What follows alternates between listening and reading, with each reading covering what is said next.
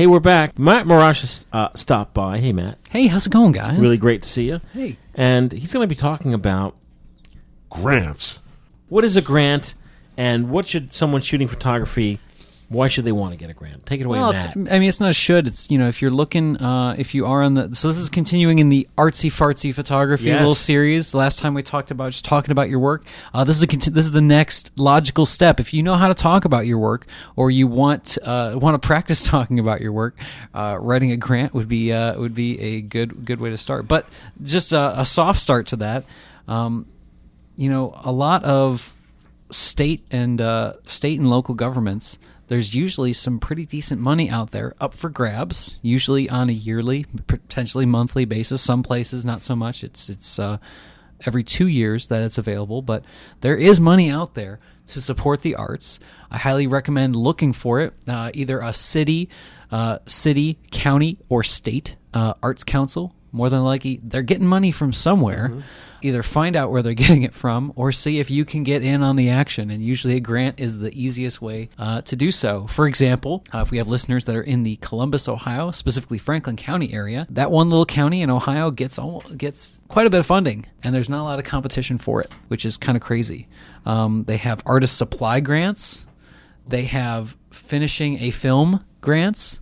They have traveling grants for performing artists. Wow! And they also have professional development grants to keep you up to date on your latest and greatest skills, which could cover going to a club meet, like a group meetup anywhere in the world. It could include an artist in residency program. It could include just attending a one-on-one workshop. So there's actually a lot of money that's out there for folks that they're just leaving on the table. They're leaving for somebody else to get. And if you can talk about your work and can find the right sourcing for it and supply good evidence of why you need it, definitely recommend applying for grants this year. I put in some apps for supply grants, some professional development stuff myself, because I know there's some stuff I'd like to try and do, but that stuff's always kind of fluff. It's always just outside of the, well, I need this new piece of gear, or I need to buy a stove this year, or something goes bad with the car. It always falls to the bottom of the list.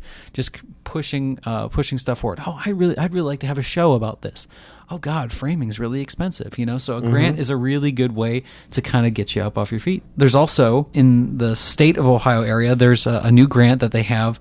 There's two types. There's two types of new ones. One of them follows the Kickstarter kind of formula. Mm-hmm. So in Franklin County, the Greater Columbus Arts Council has its own thing. It's called Power to Fund. They actually host a Kickstarter-style program. Unlike Amazon and the rest of the guys, they take a lesser cut. And it's like Indiegogo, where whatever you make is what you get. But since they are funded by like national and state grants, and also have private donors, they have private donors that will do dollar matching on your Kickstarter style campaign. So for and they'll tell you what it is once you have the proposal in place for it. So they'll match dollar for dollar, or 50 cents on the dollar, or $2 on the dollar. So there's really good, if you're in the state of Ohio, forget about it. Like, apply for grants. There's always good stuff. There's actually so many people clamoring for these types of grants, though. Some of the bigger ones have a 2-year rotation on them. So I think 2016 is like, it's all the visual and 2D style arts, and then like 3-dimensional arts and performing arts and stuff, that's on odd numbered years. So, but there is money out there, and it's actually quite a bit, and it gets divvied out pretty darn often. You're going to have to follow, there's a lot of red tape, so you have to, know the rules. You can usually download a PDF.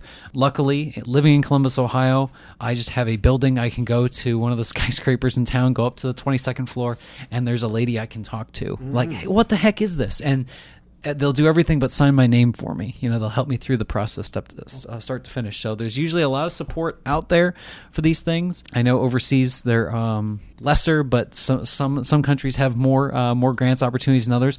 But you don't have to look just in your country.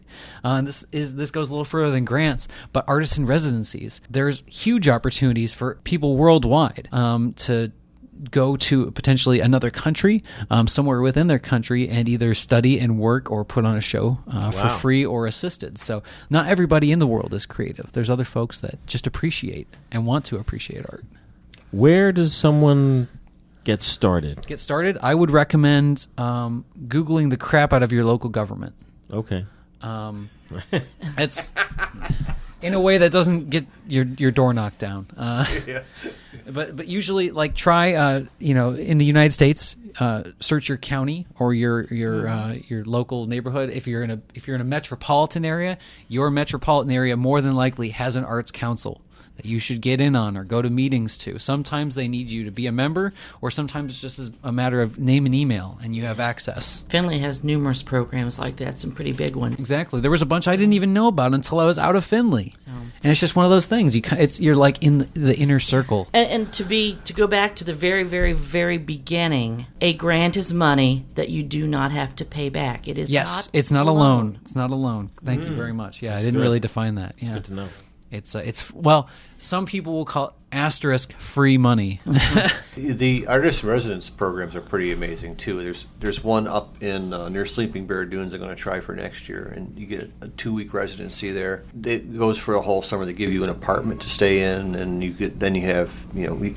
some of them require that you give either a show or a workshop. A lot of them require or just a presentation of some sort, which is really great because not only does it give you access to these places, a place to hang out at, they oftentimes have other facilities there, like studio space and things that you can use as well. So it's definitely worth a shot. And the best website that I've seen that culminates everything that's out there for residency programs, it doesn't have every one of them, but it has a majority of them. It's searchable by discipline, country, budget, anything you can think of.